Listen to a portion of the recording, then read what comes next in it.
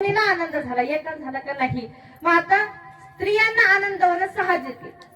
स्त्रिया छोट्या छोट्या कारणामध्ये आनंद मानतात आणि छोट्या छोट्या आता एखाद्या ठिकाणी कधी तिकडून दिंडी कधी येताना दिसली ना, दिंडी येताना दिसली त्याला काही घेणं देणं राहत नाही. ती दिंडी कोणाची, नेमकी कुठून आली, कुठे चालली, काहीच नाही. दिंडी आली का ज्ञानोबा तुकाराम, ज्ञानोबा तुकाराम त्याचं सुरू होऊन जातं. म्हणजे त्यांना आनंदाला कारण लागत नाही.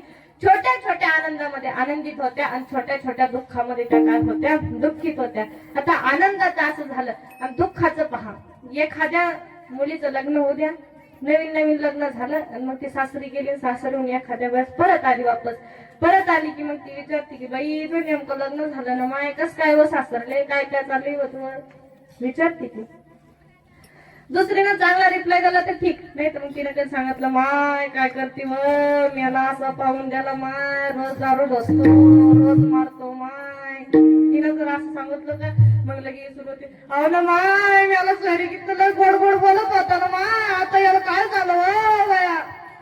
सांगायचं तात्पर्य एवढं की छोट्या छोट्या आनंदामध्ये आनंद मानतात आणि छोट्या छोट्या दुःखामध्ये दुःख मानत असतात. काय पहा, एखाद्या दारुड्याची बायको कधी असली, काय एखाद्या दारुड्याची बायको कधी असली तर दारुड्यानं चांगला जमून जरी गुत्ता हाणला, चांगला जमून जरी गुत्ता हाणला तर ती जागी कोण करत नाही, काही करत नाही, उलट म्हणते घ्या ना मेले घेऊन दारुड्याची बायको.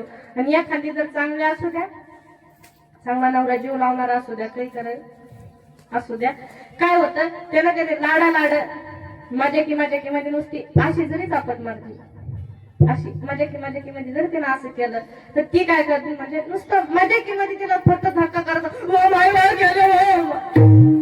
तिचं काय. म्हणजे सांगायचं तात्पर्य एवढं की छोट्या छोट्या गोष्टीमध्ये आनंद मानतात आणि छोट्या छोट्या दुःखामध्ये दुःख मानत असतात. म्हणून गोकुळामध्ये आनंद झाला, गोकुळामध्ये भगवंताचा जन्म झाला, आनंदल्या नर नारी, स्त्री आणि पुरुष काय झाले, दोघांनाही आनंद झाला, दोघेही आनंदाने नाचायला लागले. परमात्म्याचा जन्म झाला, थोडा परमात्मा रांगायला लागला, रांगत रांगत परमात्मा गल्ली गोळीमधून फिरायला लागला.